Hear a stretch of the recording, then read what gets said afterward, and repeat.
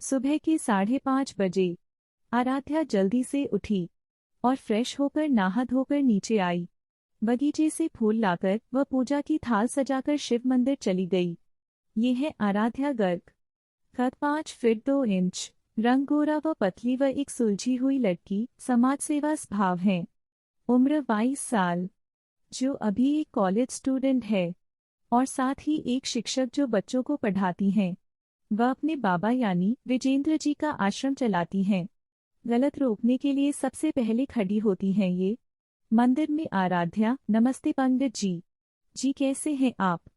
पंडित जी आओ बिटिया, हम एकदम अच्छे, और बताओ आपके बाबा की तबीयत कैसी है? आराध्या जी पहले से बेहतर हैं। आराध्या मंदिर से पूजा करके घर आई। आराध्या, बाबा आज आप नाश्ते में क्या खाएंगे? विजेंद्र जी को प्रसाद देते हुए विजेंद्र जी। आराध्या बेटा, हमें ना आज आपके हाथों के छोले भटूरे खाने का बहुत मन हो रहा है, बनाएंगी ना अपने बाबा के लिए? आराध्या, नहीं, आप जानते हैं ना आपको मसालेदार खाना खाना मना है। आपको डॉक्टर ने ये सब खाने से मना किया है, तो ये सब खाना तो आप फिलहाल भूल ही जाइए। विजेंद्र जी। आराध्या बेटा, ये तो गलत बात है ना। मैं वो उबला हुआ खाना खा खाकर उब चुका हूँ बस, और नहीं खाना अब मुझे वो खाना। उस खाने को खाकर लगता है कि ठीक नहीं और बीमार हो जाऊंगा। विजेंद्र जी थोड़े प्यार और नाराजगी के भाव से बोले। आराध्या, बाबा आप मुझे ना इमोशनल ब्लैकमेल कर रहे हैं। बाबा, अगर आप वो हेल्दी खाना खाएंगे तो जल्दी से ठीक हो जाएंगे। हम अभी आपके लिए कुछ हेल्दी नाश्ता बना कर लाते हैं। ऐसा कहकर आराध्या किचन की ओर चल दी। थोड़ी देर बाद आराध्या, चलिए बाबा नाश्ता कर लीजिए। विजेंद्र जी डाइनिंग टेबल पर बैठते हुए। आराध्या बेटा, आपने सोचा है कि उस आश्रम की जमीन का क्या होगा? चिंता के भाव से बोले। आराध्या, क्या होगा बाबा? वो जमीन हमारी है। उस आश्रम में कितने लोगों की जिंदगियां बसी हुई हैं। उन विधवा औरतों का क्या बाबा? अनाथ बच्चों और बुजुर्गों का क्या? कहाँ जाएंगे ये सभी? आराध्या थोड़े गुस्से के भाव से बोली। बाबा, हम यह जमीन किसी भी कीमत पर किसी को भी नहीं देंगे। विजेंद्र जी, पर बेटा वो मैनेजर हर हफ्ते फोन करके कहता है कि उनका बॉस जमीन की कोई भी कीमत देने को तैयार है। आराध्या गुस्से से। नहीं बाबा, वो जमीन नहीं बेची जाएगी।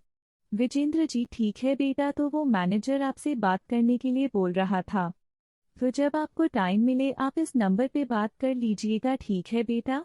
आराध्या जी। बाबा अब आप परेशान मत होइए, हम स्कूल जा रहे हैं, काकी आती ही होंगी। ये आरोही के घर में काम करती हैं। आराध्या शांति से आगे बोली। आप टाइम पे खाना खा लीजिएगा, बिना कोई नाटक किए, ठीक है? विजेंद्र जी मुस्कुराते हुए। हाँ बेटा, और आप भी। स्कूल में Ramlal, good morning ma'am. Aaradhya, good morning चाचा, बच्चों से कहिए कि लाइन लगाए। रामलाल, जी मैडम। आराध्या, चाचा जी, हमने आपको कितनी बार कहा है कि आप हमें मैडम मत कहा करिए, हमें बिल्कुल भी अच्छा नहीं लगता। आप हमसे बड़े हैं, आप हमें हमारे नाम से बुलाएं। रामलाल जी थोड़े मुस्कुराते हुए। ठीक है बिटिया। रामलाल जी थोड़े भावुक होते हुए। बड़े साहब के जाने के बाद सब कुछ बदल गया। पर बिटिया, जब भी आपको देखते हैं ना, तो हमें बड़ी मालकिन की याद आ जाती है। वो भी बिल्कुल आप ही की तरह थी। बड़े साहब और मालकिन के पूरे संस्कार आप में है। आराध्या जी, धन्यवाद चाचा जी। विजय जी, आरोही के पापा का खुद का एक स्कूल था जिसमें आश्रम के सभी बच्चे व अगल बगल के सभी बच्चे पढ़ते थे। यहाँ सभी बच्चे प्रार्थना करके क्लास की ओर बढ़ जाते हैं। आराध्या अकेली अपने कैबिन में चेयर के सहारे खड़े होकर अपने माँ पापा की तस्वीर को देखते हुए नम आंखों से सवाल करती हैं। क्यों? आखिर क्यों? आप हमें अकेला छोड़ गए। हमें भी अपने साथ क्यों नहीं ले गए? बिल्कुल अकेले हो गए हैं हम आप लोगों के बिना। माँ, आप तो हमें इतना प्यार करती थी ना, तो फिर क्यों अपनी आराध्या को अकेला छोड़कर चली गईं? कभी पियून दरवाजे पर नोक करते हुए। बिटिया वो, ये रजिस्टर। आराध्या नम आवाज में। जी काका रखिए। कभी पियून बोला। बिटिया एक बात कहे। आराध्या जी कहिए न काका। पियून आगे बोले। आप बुरा मत मानिएगा, भले ही आज साहब यहाँ नहीं है, पर आपकी वजह से यह स्कूल फिर से वही मुकाम वापस पा गया है जो बड़े साहब के रहने पर था। उनके पूरे गुण हैं आप में। आराध्या, धन्यवाद काका। कभी पियून मुस्कुराते हुए। जीते रहिए बिटिया, कहकर वहां से चले गए। आरोही रजिस्टर चेक कर ही रही थी कि उसके फोन पर किसी अननोन नंबर से कॉल आया। आरोही फोन उठाते हुए, हेलो जी, कौन? फोन के दूसरे साइड से, हेलो, मैं एपी इंडस्ट्री से मैनेजर अभिषेक बोल रहा हूँ। वो मुझे आपसे आश्रम की जमीन के बारे में कुछ बात करनी थी। तभी आराध्या गुस्से से बोली, जी नहीं, हमें कोई भी जमीन नहीं बेचना है और किसी भी कीमत पर नहीं, समझे आप? दोबारा यहाँ कॉल मत कीजिएगा। ये कहकर आराध्या गुस्से से फोन काट देती है और क्लास में पढ़ाने चली जाती है। लगभग दोपहर के 1 बजे आराध्या अपने ऑफिस में कुछ काम करती रहती है। तभी फिर से उसे एक अननोन नंबर से कॉल आया। आराध्या बिना नंबर देखे ही कॉल उठा लेती है। जी कहिए। दूसरी साइड से कॉल पर, मिस आराध्या, मैं मैनेजर अभिषेक बोल रहा हूँ। देखिए, कॉल मत काटिएगा, पहले मेरी एक बार बात तो सुन लीजिए। मैडम प्लीज आप मेरी बात समझने की कोशिश करिए। क्यों आप खामखा ऐसे इंसान से झगड़ा मोल ले रही हैं? आप जानती भी है आप किससे दुश्मनी मोल ले रही हैं? एक ऐसा इंसान जो किसी की भी जिंदगी बर्बाद करने से पहले एक सेकंड भी नहीं सोचता। मैनेजर थोड़ा चिंता के भाव से बोला। आराध्या उस आदमी की बात सुनकर एकदम गुस्से से बोली, आप ना अपनी जिंदगी की परवाह कीजिए, हम अपना देख लेंगे।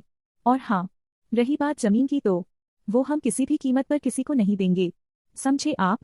ये कहकर आराध्या गुस्से में फोन काट देती है। आराध्या को ऑफिस में काम करते शाम के 4 बज गए।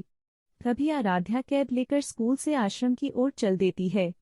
आश्रम पहुंचकर एक ऑफिस रूम में आराध्या अंदर आई और धीरे से बोली, बाबा आपने खाना खाया? तभी विजेंद्र जी बोले, बेटा भूख नहीं थी और आपने खाया। हमें पता था आपने भी नहीं खाया होगा। ये कहकर विजेंद्र जी आराध्या को देखने लगे। आराध्या, नहीं बाबा, बस ऐसे ही मन नहीं था खाने का, आराध्या शांत लहजे में बोली। तभी विजेंद्र जी प्यार से बोले, चलिए तो फिर आज शाम का नाश्ता साथ में करते हैं। तभी आराध्या शांति से बोली, नहीं बाबा, आप खा लीजिए, आज हमारा बिल्कुल भी मन नहीं है कुछ भी खाने का। विजेंद्र जी थोड़ी नाराजगी जाहिर करते हुए बोले, तो ठीक है, हम भी नहीं खाएंगे। तभी आराध्या विजेंद्र जी की नाराजगी समझते हुए बोली, बाबा, अच्छा ठीक है, सॉरी, माफ कर दीजिए हमें, चलिए साथ में नाश्ता करते हैं। विजेंद्र जी खुश होते हुए बोले, ये हुई न मेरी प्यारी बिटिया वाली बात। तभी आराध्या मुस्कुराते हुए बोली, बहुत जिद्दी हो आप, अपनी बात मनवा कर ही मानते हो। विजेंद्र जी मुस्कुराते हुए, आप मेरी बिटिया रानी है, बस आप हमेशा खुश रहें, मेरी बस यही ख्वाहिश है बेटा। विजेंद्र जी की बात सुनकर आराध्या उनके गले लग गई। ऐसे ही बातों बातों में शाम हो गई। आराध्या बोली, बाबा शाम हो गई है, अब आपको घर जाना चाहिए और जाकर आराम करना चाहिए। विजेंद्र जी हाँ में सिर हिलाते हुए बोले, ठीक है बेटा, पर आप भी जल्दी घर आ जाइएगा, ज्यादा देर तक काम मत करिएगा और हाँ, अपना ध्यान रखिएगा। ये बोलकर विजेंद्र जी वहां से चले जाते हैं। आराध्या हाँ में सिर हिलाते हुए बोली, जी बाबा। विजेंद्र जी के जाने के बाद आराध्या विधवा महिलाओं को पढ़ाती है और सभी बच्चों को कहानियां सुनाने लगती है। देखते ही देखते आश्रम में आराध्या को 8 बज जाते हैं। तभी आराध्या अपनी बैग लेती है और वॉचमैन को जताकर कैब लेकर घर के लिए निकल जाती है। आराध्या घर में पहुंचकर काकी, जो उनके घर में काम करती हैं, से बोली, काकी आप खाना टेबल पर लगा दीजिए। तभी विजेंद्र जी आते हुए बोले, आ गई आप आराध्या बेटा, जाइए आप जाकर जल्दी से फ्रेश होकर नीचे आइए, साथ में डिनर करते हैं। आराध्या हाँ में सर हिलाते हुए, जी बाबा, हम बस अभी आते हैं। थोड़ी देर बाद आराध्या नीचे आई और दोनों ने साथ में खाना खाया। घड़ी में लगभग 9 बजने वाले थे। आराध्या ने विजेंद्र जी को उनकी दवाई दी और गुड नाइट बोलकर अपने कमरे में आ गई। आराध्या अपने रूम में आकर बालकनी में बैठकर अपनी डायरी में कुछ लिखने लगती है और फिर कुछ टाइम बाद सोने चली जाती है। लगभग ऐसे ही 2 दिन बीत गए। गुजरात, एपी इंडस्ट्री ऑफिस में एक शख्स अपने आलीशान कैबिन में बैठा अपने मैनेजर के ऊपर गुस्से से चिल्लाते हुए कड़क आवाज में बोला, उस जमीन का क्या हुआ?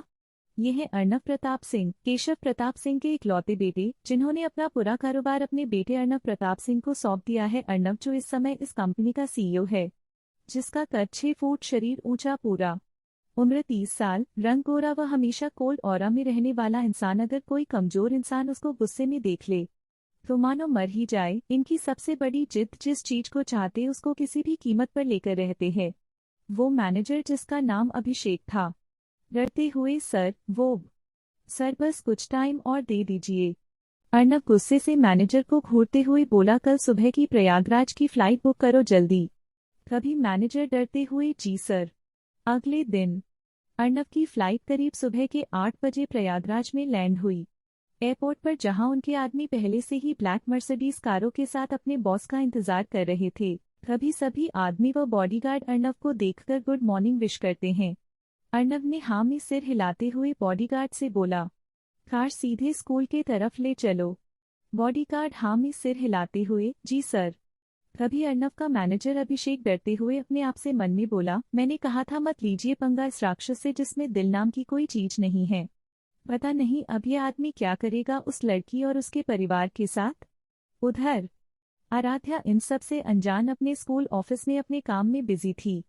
क्या होगा इनकी पहली मुलाकात में, क्या करने वाला है अर्नब आराध्या के साथ, और क्या आराध्या अपनी जमीन अर्नब को देगी या फिर उससे दुश्मनी मोल लेगी। जानने के लिए सुनते रहिए ये अनोखी दिलचस्प स्टोरी, डेविल लवर।